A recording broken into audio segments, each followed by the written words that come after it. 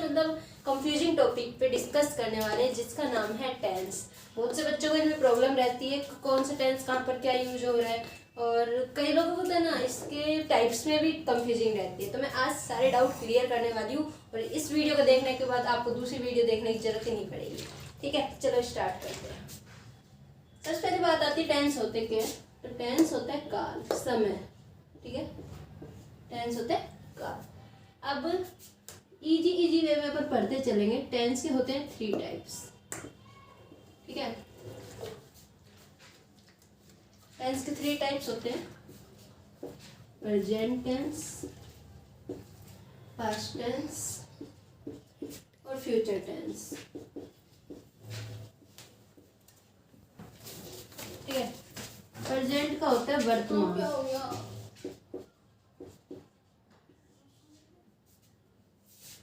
Past का होता है भूतकाल और फ्यूचर का होता है भविष्य का।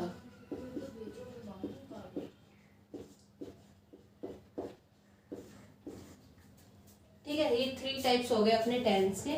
अब बात आती है कि इन टाइप्स के भी टाइप्स होते हैं क्या? हाँ होते हैं, प्रत्येक टेंस के 4 टाइप्स होते हैं।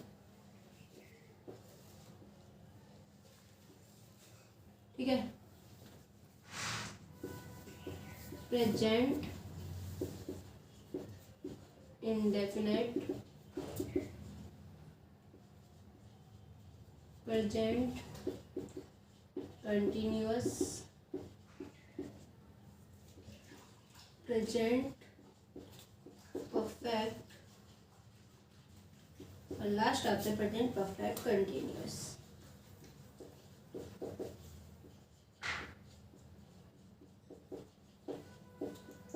ठीक है, कंटिन्यूअस है। तो अब बात आती है कि इनके भी टाइप्स क्या ऐसे ही होते हैं? हाँ ऐसे ही होते हैं, बस ये प्रेजेंट की जगह पास्ट लग जाएगा, वहाँ फ्यूचर लग जाएगा, यहाँ पर प्रेजेंट कंटिन्यूअस की जगह पास्ट कंटिन्यूअस ऐसे हो जाएगा। ठीक है,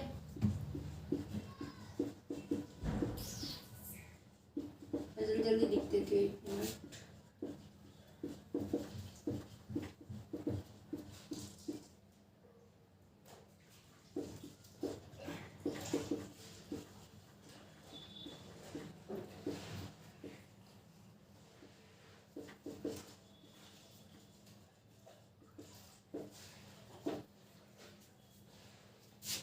future indefinite,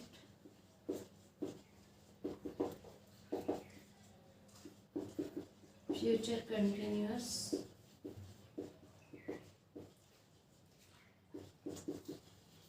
future perfect, last आता है फ्यूचर परफेक्ट कंटिन्यूअस। ठीक है, ये सारे इसके टाइप्स हैं। अब बात आती है कि इनके भी टाइप्स होते हैं, इनके वो पार्ट्स होते हैं। ठीक है, सबसे पहले अपन इसके बारे में, इस सभी के इंडेफिनिट के बारे में डिस्कस कर लेते हैं। ठीक है, अब देखो इंडेफिनिट को हिंदी में बोलते हैं अनिश्चित। ठीक है, क्या बोलते हैं? अनिश्चित। देखो इसमें कोई भी कार्य होता है ना वो निश्चित नहीं होता कब से लेकर कब हो रहा है। ठीक है, जैसे एक एग्जाम्पल है इसका, एक एग्जाम्पल है आई स्पीक हिंदी। ठीक है, मैं हिंदी बोलता हूँ। कब से बोलता हूँ, कब तक बोलूँगा, कोई समय निर्धारित नहीं है। तो वो सारे टेंस जिनका कोई समय निर्धारित नहीं होता वो सारे किस में आते हैं? इंडेफिनिट में आते हैं। क्लियर? जैसे एक एग्जाम्पल और ले देते हैं, आई प्ले फुटबॉल। मैं फुटबॉल खेलता हूँ। कब से खेलता हूँ, कब तक खेलूंगा, कोई क्लियर नहीं है ना। तो जो बातें अनिश्चित रहती हैं, उनका समय निर्धारित नहीं होता, वो सारे अपने इंडेफिनिट में आती हैं। ठीक है, नेक्स्ट बात आती है अपना कंटिन्यूअस टेंस। कंटिन्यूअस में क्या होता है? कंटिन्यूअस में रहता है जारी रखना, कि कोई काम जो चले जा रहा है, जारी है। ठीक है, जैसे आई एम प्लेइंग फुटबॉल।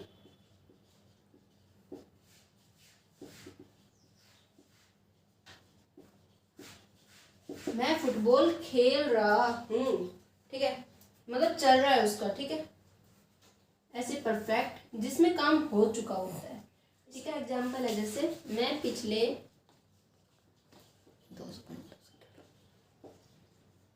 5 सालों से हिंदी बोलता आ रहा हूँ।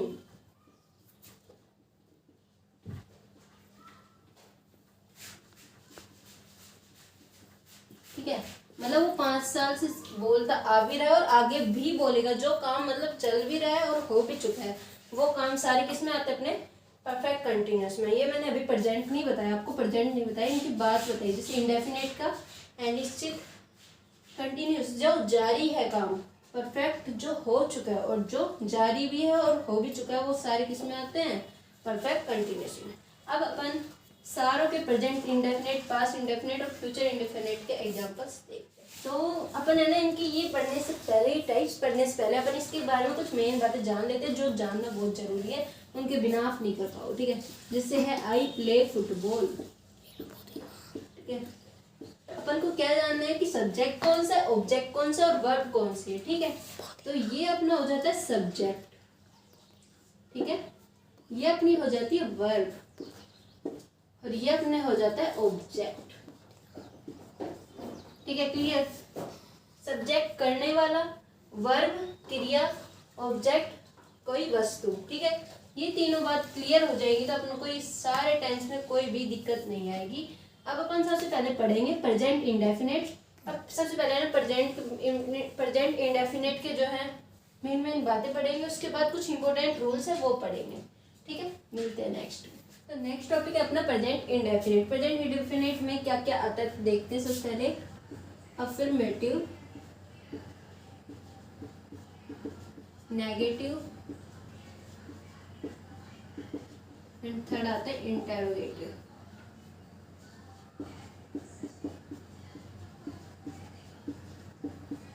ठीक है, आपको कोई भी चीज पढ़ने से पहले उनकी हिंदी पता होनी चाहिए, ताकि आप आगे आने कोई भी पूछ ले तो उसको बता सको। तो अफर्मेटिव को बोलते हैं सकारात्मक। ठीक है, नेगेटिव को बोलते हैं नकारात्मक।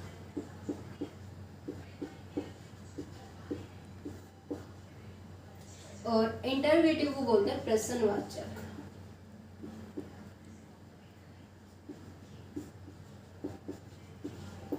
ठीक है, अफर्मेटिव एक नॉर्मल सेंटेंस रहता है, नेगेटिव में एक नकारात्मक मतलब जिसमें नोट लग जाता है, ऐसा सेंटेंस रहता है। इंटरोगेटिव में क्वेश्चन पूछा जाता है। ठीक है, अब देखते हैं इनके एग्जांपल। जैसे अफर्मेटिव कहता है आई रीड बुक्स, मैं किताबें पढ़ता हूँ। ठीक है, अब जैसे ये नॉर्मल सेंटेंस बन गया अपना। अब नेक्स्ट नेगेटिव आता है, नेगेटिव में लगा देते हैं I do not read books.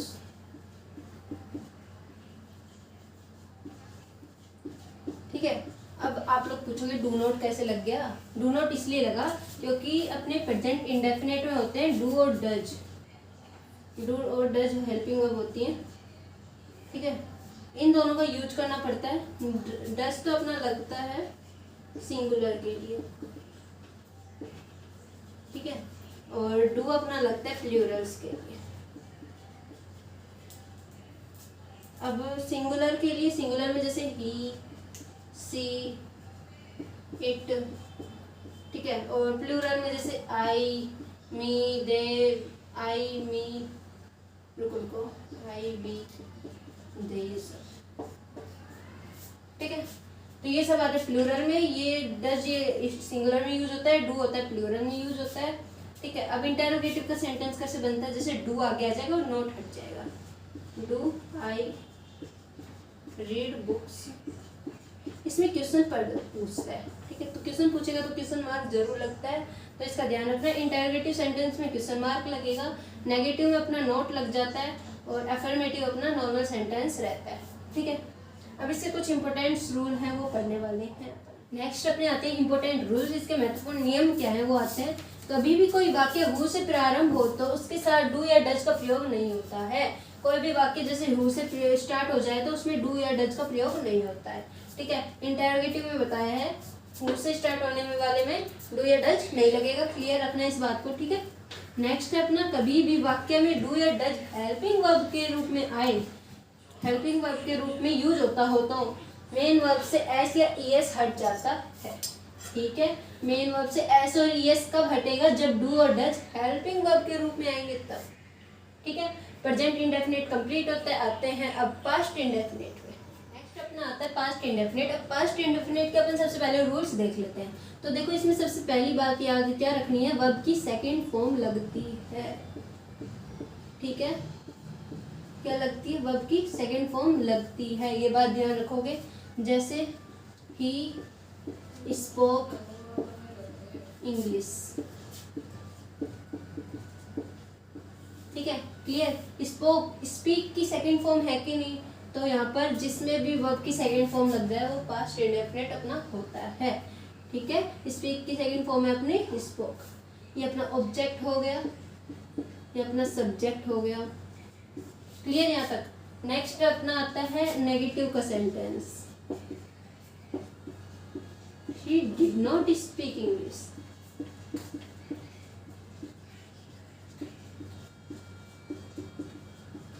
अब देखो इसमें क्या क्या चेंज हो गया, इसमें डिड नॉट क्यों लग गया, इसमें स्पीक क्यों हो गया, स्पोक का स्पीक क्यों कर दिया आप लोगों ने। तो देखो डिड नॉट, इसकी डिड नॉट जो है पास्ट इंडेफिनिट के नेगेटिव में डिड नॉट लगता है। ठीक है, ये ध्यान रखना। और जब भी डिड लग जाए तो उसमें वर्ब की सेकेंड फॉर्म उसके साथ लगती है। अगर यहाँ डिड नहीं होता तो यहाँ पर वर्ब की सेकेंड फॉर्म होती। क्लियर, जहाँ भी डिड लग जाए वहाँ आपको बिना कुछ सोचे वर्ब की फर्स्ट फॉर्म लगानी है, सेकेंड नहीं लगानी है। स्पीक वर्ब की फर्स्ट फॉर्म है तो अपन ने वर्ब की फर्स्ट फॉर्म लगाई है। यहाँ तक क्लियर। अब नेक्स्ट आते हैं interrogative sentence. Interrogative sentence, did he speak English.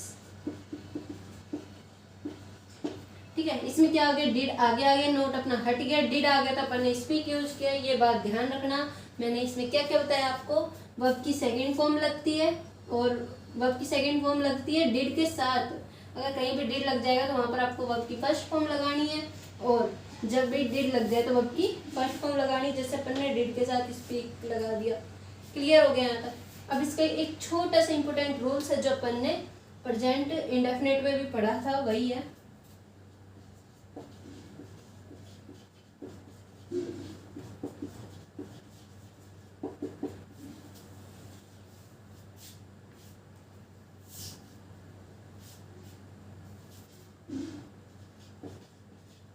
Who से प्रारंभ होने वाले वाक्यों में डिड का यूज नहीं। ठीक है, ये बात क्लियर रखना। उसमें क्या था, उसमें डू डज का प्रयोग नहीं होता जब उसमें है वो क्या बोलते हैं, जब उसमें हु लग जाएगा तो उसमें डू डज नहीं लगता है, और जब इसमें हु लग जाएगा शुरू में तो इसमें डिड का प्रयोग नहीं होता है। ये बात क्लियर हो गई अपना। इसमें बस छोटी मोटी बात थी, वर्ब की सेकंड फॉर्म लगेगी, डिड के साथ वर्ब की फर्स्ट फॉर्म लगेगी, और इम्पोर्टेंट रूल में क्या था, हु से प्रारंभ होने वाले वाक्यों में डिड का प्रयोग नहीं होगा।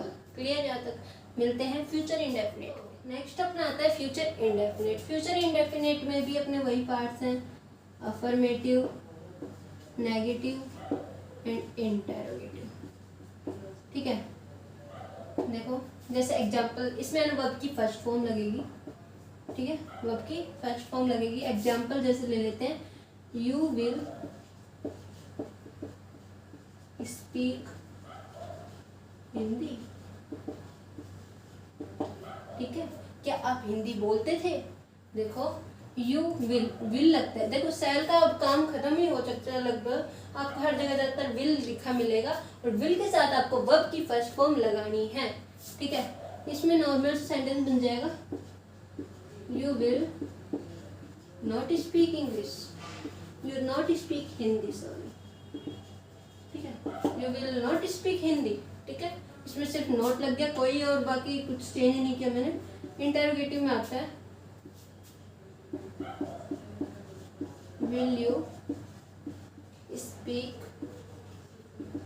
हिंदी, क्या आप हिंदी बोलते हो। क्लियर हो गया यहाँ तक। देखो अपन ने सारे जो है प्रेजेंट इंडेफिनिट पढ़ लिया, पास्ट इंडेफिनिट पढ़ लिया, फ्यूचर इंडेफिनिट पढ़ लिया, जो कि बिल्कुल इजी है, ठीक है। प्रेजेंट इंडेफिनिट में अपन ने क्या क्या पढ़ा, उसमें एस ई एस लगता है डज के साथ, और क्या पढ़ा, वर्ब की फर्स्ट फॉर्म ही लग रही है, और क्या पढ़ा उसमें, जब हु लग जाए तो डू डज का प्रयोग नहीं होता है इंटरोगेटिव सेंटेंस में, क्लियर। पास्ट इंडेफिनिट पर हमने क्या पढ़ा कि वर्ब की सेकंड फॉर्म लगती है और डिड के साथ वर्ब की फर्स्ट फॉर्म लगती है, और जब भी नीचे वाले उस क्वेश्चन में आ जाए हु तो उसमें डिड का प्रयोग नहीं होता है, क्लियर हो गया ना। तक नेक्स्ट अपना आ जाता है फ्यूचर इंडेफिनिट। इसमें अपन ने क्या पढ़ा, वर्ब की फर्स्ट फॉर्म लग रही है, विल ज्यादातर यूज हो रहा है, और क्या पढ़ा, और सारे सेंटेंस जो नॉर्मल बने जा रहे हैं, कोई दिक्कत नहीं आ रही है आपको, इसमें कोई दिक्कत नहीं आएगी। बाकी 2 वीडियो में मैं आपको अगले टेंस जो है बचे हुए सारे पढ़ाऊंगी, ठीक है। मिलते हैं नेक्स्ट वीडियो में, बाय।